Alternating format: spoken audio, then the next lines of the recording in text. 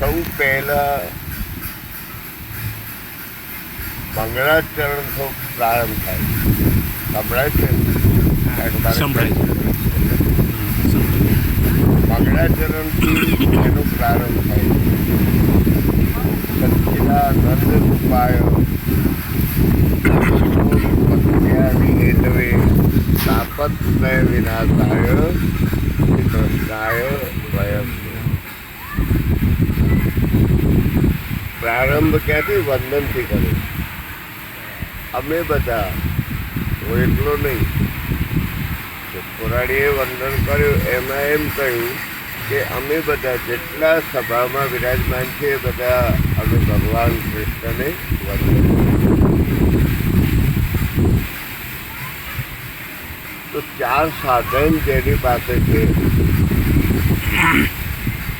એ જગનિયંતા પરમાત્માને તો વશ કરે, પણ જીવ માત્રને વશ કરી છે. અને ચાર સાધન વંદન, વિનય, વિવેક અને સેવા. આ ચાર સાધન એવા છે કે આખા વિશ્વને પણ એ વશ કરી શકે. અને એમાં સૌથી પહેલું સાધન છે વંદન. વંદનથી જ આપણે જીવનનો પ્રારંભ કરીએ તો ચાલે. એક સંત આવ્યા હોય, અગર તો કોઈ સ્વાભાવિક આપણાથી વડીલ હોય તો બે હાથ જોડીને આપણે વંદન કરીએ. વંદન એ ભગવાનને પણ બંધનમાં નાખે. ગમે તેટલો ગુસ્સો ચડ્યો હોય, શીતળ બનાવે છે એ ગમે તેટલો ગુસ્સો ચડ્યો હોય, આમ માર કરતો કોઈ તમને મારવા માટે આવ્યો હોય પણ આમ કરીને આમ બે હાથ જોડી અને સામે ઉપર તો એના હાથના હથિયાર પણ એટલું કરે. આ વંદનમાં એટલી તાકાત. અને વિનય વિવેક તો આપણે માણસ છીએ એટલે વિનય અને વિવેક આ બે તો પશુમાં ન હોય પણ માણસમાં તો હોય જ. અને સેવા તો સેવા કરવી અને રહેવું પ્રભુનું. તારાજી બહુ કહે હરિનો માર્ગ છે સુરાનો નહીં કાયમનો લાભ નહીં. પ્રથમ પહેલા મસ્તક મૂકી અને વળતા લેવું નામ જોવું. ભગવાનનું નામ, પરમાત્માનું નામ એક સુરવીરનું કામ છે, જેનું તેનું કામ નથી. અને એ સુરવીરતા એનામાં જે પહેલાં મસ્તક મૂકવું એટલે દુનિયા ગમે તે કે જેને જે કહેવું હોય તે કે છતાંય પણ માણસનો આપણને માણસનો અવતાર આપ્યો છે. માતાઓ અને બહેનોને તો ખાસ મારે વધારેમાં વધારે આગ્રહ કરીને કહેવાનું છે કે તમે તમારી મર્યાદાને તોડો નહીં. ત્યારે અહીંયા સત્યનારાયણમાં હું બેઠો હતો, સાંજનો સમય હતો. 15 થી 20 વર્ષની એક છોકરી દીકરી, અને એણે કપડાં એવા પહેર્યા હતા, મારે બોલવું પડ્યું, હું બહુ બોલ્યો કે હવે એનાથી આગળ બોલવું નકામું છે. તો આ જ્યાં સુધી વિવેક અને વિનયતા ના આવે, વિવેક ના આવે, પુરુષના પ્રમાણે આવે વિવેક, પરમાત્માના કરતાં ભગવાન કરતાં પણ તમને જો થોડું ખ્યાલ હોય તો આ જે વંદન છે, મંગળાચરણ છે, એમાં મંગળાચરણમાં ભગવાનને જે મંગળાચરણ કર્યા એના 4 ચરણ, એક શ્લોકમાં હંમેશા 4 ચરણ આવે. અને 4 ચરણોમાં તમે જુઓ તો 8 જ અક્ષર છે, એટલે 8 ચોક 32. 35 પણ એના પછી તરત જ્યારે સુખદેવજીને વંદન કરે એમ પ્રવચન તમારું પેટમ પેટ સત્તમ વૈપાયનો, તો એના એક ચરણમાં 14 અક્ષર છે અને 14 ચોક 56 અક્ષરમાં એ ગુરુ કરતાં, ભગવાન કરતાં પણ ગુરુને જે કથા સંભળાવે છે એ સમય દરમિયાન એ આપણા ગુરુ. પછી ભલે નીચે ઉતર્યા પછી આપણે ભેગા બેસીએ વસ્તુ, પણ જ્યાં સુધી એ વ્યાસપીઠ ઉપર છે, મને કથા બહુ ગમે. મને ભાગવતની કથા ગમે ત્યાં જતી હોય, જતો હું અને ચાલતું હોય તો છાનો માનો જઈને બેસી જાઉં ચૂપચાપ. કહું નહીં, હું એમ ન કહું કે હું પોતે કથા કરું છું.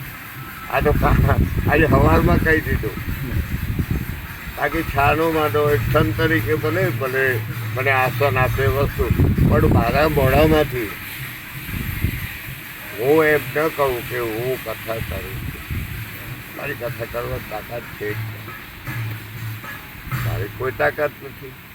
એ તો ઈશ્વરની કૃપા છે, પરમાત્માની કૃપા છે, સદગુરુની કૃપા છે, તો જ તમે ભગવાનના ગુણ ગાઈ શકો.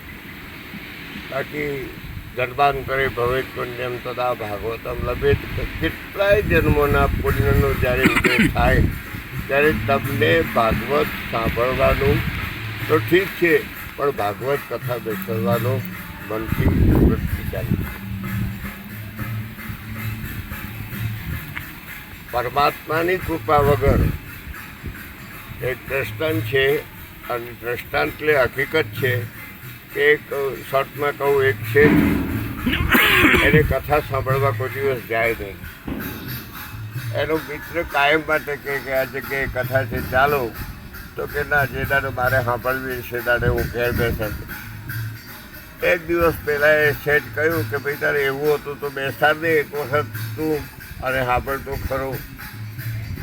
એને થોડી ચટકી લાગી. એણે તરત જ પોતાના 4 દીકરાઓ બોલાવીને કહ્યું કે ભાઈ મારે કથા ગમે તેમ થાય, ગમે તેને બોલાવો, કોઈ સારા સંન્યાસી ત્યાગી હોય એને બોલાવો અને આપણે ભાગવતની કથા કર. પણ બાપુજી અત્યારે હાલત શુભમ શીઘ્રમ,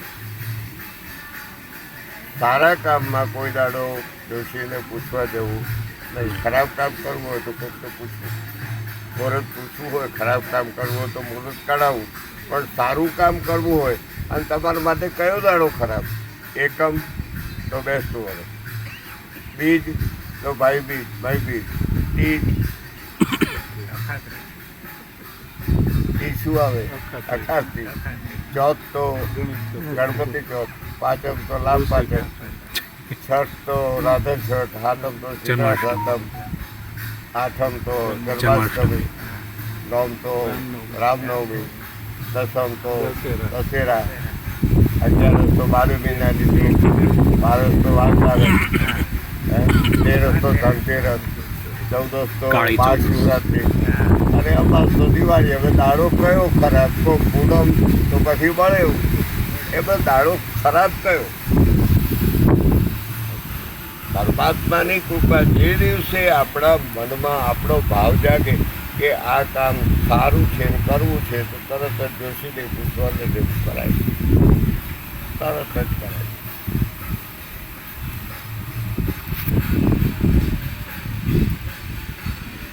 તો આણે પોતાના દીકરાઓને કહ્યું, આખા ગામમાં કહેવરાઈ દીધું કે ભાઈ કથા ચાલુ થવાની છે, ગામમાં 7 દિવસ સુધી કોઈએ ચૂલો હળગાવવો નહીં.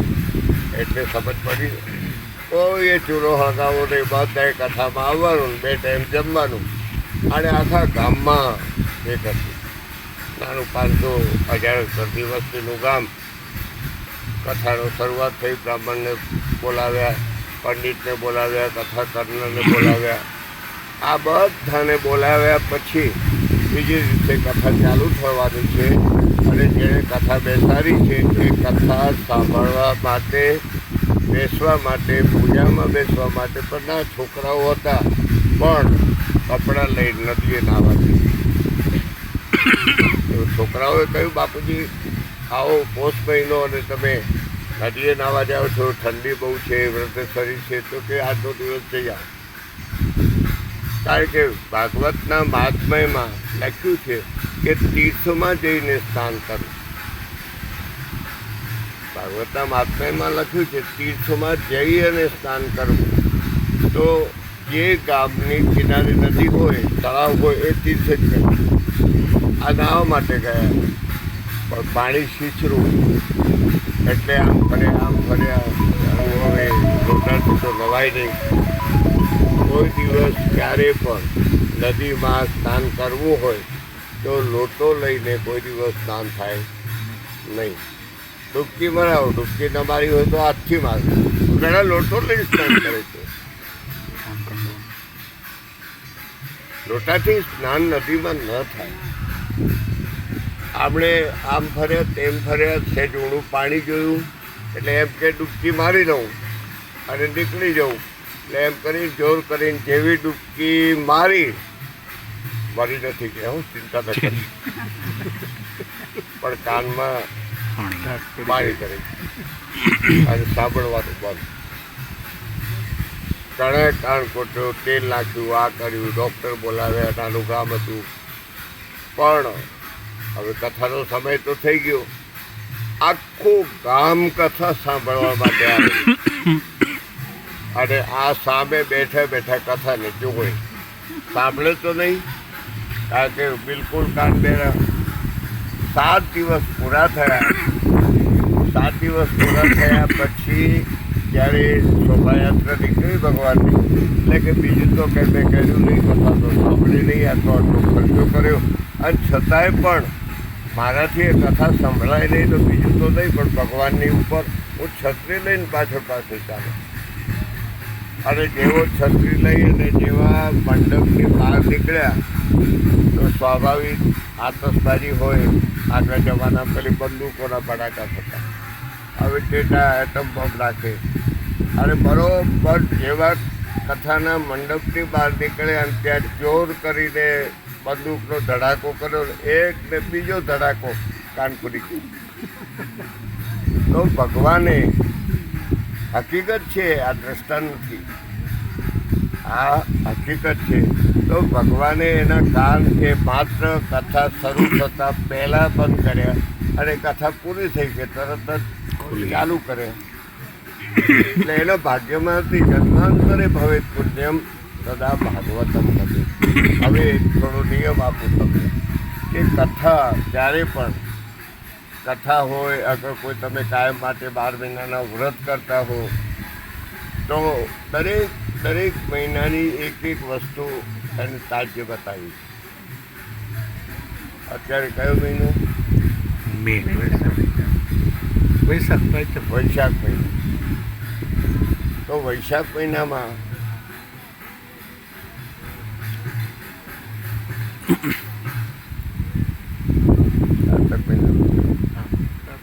કાર્તક મહિનામાં કઠોળ ના ખાવ. કઠોળ એટલે કોઈ પણ અનાજના 2 ભાગ કરીને દાળ પડતી હોય એ કઠોળ કહેવાય.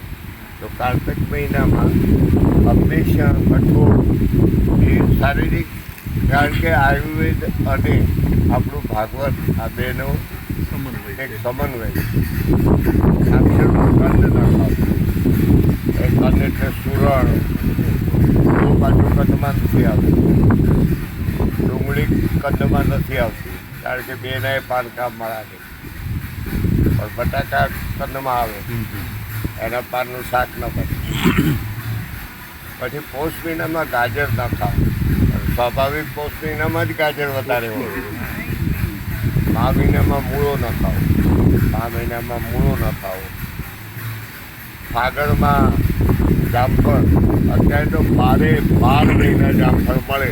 અત્યારે હાલ તમે જામફળ લો અને કાપો, ઝીણી જીવાત અંદર એટલા ઝીણા જીવડા હોય છે કે તમને નરી આંખે દેખાય નહીં અને છતાં તમે ખાઓ. નુકસાનકારક. પોષ મહિનામાં અન્ન. પોષ મહિનામાં અન્ન એટલે મીઠું.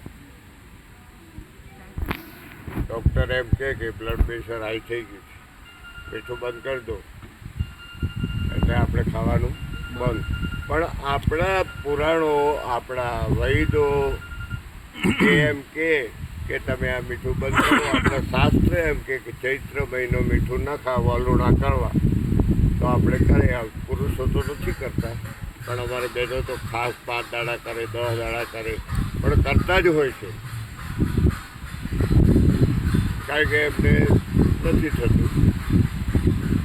એટલે 12 મહિના સુધી જો 1 મહિનો તમે મીઠું છોડી દો, ચૈત્ર મહિનો, તો 12 મહિના સુધી મારી ગેરંટી તમારું બીપી વધે નહીં અને ઘટે નહીં, એક સરખું નહીં. પછી વૈશાખ, ચૈત્ર પછી વૈશાખ, અકલબંધા, ગિલોડા. 6 મહિના તમે ખાધી જ નાખો તો બુદ્ધિ લટ થઈ જાય. એટલે અકલબંધા અને કોળ, આ બે ગિલોડા ને કોળ. પછી જેઠ મહિનામાં પાન, સુપારી. પેલું ગિલોડા કીધા એ શું કીધા? ગિલોડા એટલે તો જે ટિંડોરા ને ટીંડોળા. અમારે અહીંયા ગિલોડા કહે છે. હા, એટલે ભાષા ફરક ને લીધે થોડોક એવો મુદ્દો થઈ છે. અને બીજું કોળું જે આપણે પૂજનમાં વાપરીએ. એમાં પૂલા કોળાનું શાક થતું જ નથી. બરોબર. જે પીળું આવે છે અંદરથી. પછી જેઠ મહિનામાં પાન, સુપારી, ચૂનો, કાંઠો એ નાખાય. પછી અષાઢ મહિનામાં તુરિયા, ગલકા. કારણ કે અષાઢમાં પહેલો પડેલો વરસાદ અને બરોબર એને પીધા હોય અને એનું તમે શાક કરીને ખાઓ એટલે તાવ આવે ને આવે. શ્રાવણ મહિનામાં પત્તા ભાજી, કોઈ પણ જાતની ભાજી, તાંદળજો હોય કે કોઈ પણ ભાજી, કારણ કે એની અંદર જીવાત હોય. ભાદરવામાં દહીં, અને એટલા માટે તો આપણે દૂધપાકને પૂરી બનાવીએ છીએ કે દૂધપાક ખાઓ, ખૂબ ખાઓ. એટલે ભાદરવામાં દહીં અને આસોમાં દૂધ પાછું નીચે. આ 12 મહિનાની 12 વસ્તુ જે છે એ બહુ સારી, એનો ત્યાગ કરવો સારો. પછી પાત્મયમાં બધા ઘણા નિયમો આપણે ભાગવતના બતાવ્યા છે. 5 જગ્યા એવી છે કે કાયમ માટે નિત્ય પરમાત્માનો ત્યાં વાસ. 5 જગ્યા એવી છે કે ત્યાં કાયમ પરમાત્માનો વાસ છે. એનું પ્રમાણ ભાગવતમાં છે. 1લા સ્કંદમાં, 4થા સ્કંદમાં, 5મા સ્કંદમાં, 10મા સ્કંદમાં અને 11મા સ્કંદ. હવે 5 જગ્યા કઈ? તો પહેલી કુશસ્થળ. ગયા છો કોઈ? કુશસ્થળી ગયા છો કોઈ? કોઈ નથી ગયા? અરે દ્વારકા.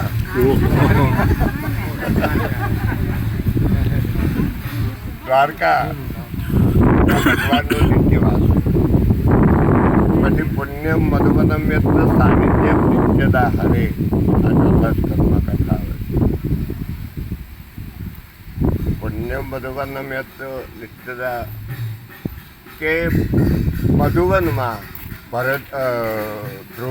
ધ્રુવજીને જે દર્શન દીધા એ જગ્યામાં કાયમ ભગવાન શ્રી હરિનો વાસ. 5મા સ્કંદમાં ગંડકી નદીના કિનારે ભરતજીને જે દર્શન દીધા એ શ્રી હરિનો વાસ. 10મા સ્કંદમાં મથુરા, ત્યાં ભગવાનનો વાસ છે. અને 11મા સ્કંદમાં કાવેરી ગંગાના કિનારે શ્રીરંગમ નામનું જે ક્ષેત્ર છે ત્યાં કાયમ માટે ભગવાનનો વાસ. આ 5 જગ્યાએ એવી 5 જગ્યા છે કે ભાગવતમાં એનું પ્રમાણ છે. અને એ પ્રમાણ એ 5 જગ્યાએ કાયમ માટે ભગવાન બિરાજે છે. અને કેમ પ્રકારે ત્યાં ભગવાનના અનુભવ થાય છે. આપણે દ્વારકા જઈએ તો ભગવાનનો અનુભવ થાય જ. એવી રીતે આ 5 જગ્યામાં હંમેશા ભગવાનનો અનુભવ થાય છે. બહુ તમે ખૂબ ભાગશાળી છો કે આવી નર્મદાના કિનારે અને સુંદર આવા ઉપવનમાં જે ભગવાનની કથા સાંભળવા મળી. શ્રવણમ મંગલમ, સાંભળે એનું પણ મંગળ થાય. શ્રવણાદ મંગલમ, સંભળાવે એનું પણ મંગળ થાય. તો જે જીવો, જે પરમાત્મા, જે કોઈ જન્મના પુણ્યને પ્રતાપે કરી અને આ એક અવસર પ્રાપ્ત થયો છે, જેટલું બને એટલું મેં કહ્યું એમ એ કાન બંધ થઈ જાય પણ ભગવાનની કથા ન છોડવી. આપણે તો વિચાર કરીએ કંઈ નહીં, ચાલો કથા તો મહારાજ કરે છે, આપણે એક ચક્કર લટાર મારીએ. ના, હવે હરિદ્વારમાં એવું, હરિદ્વારમાં ફરજિયાત કહેવું પડે કે કથામાં જે નહીં આવે, નહીં બેસે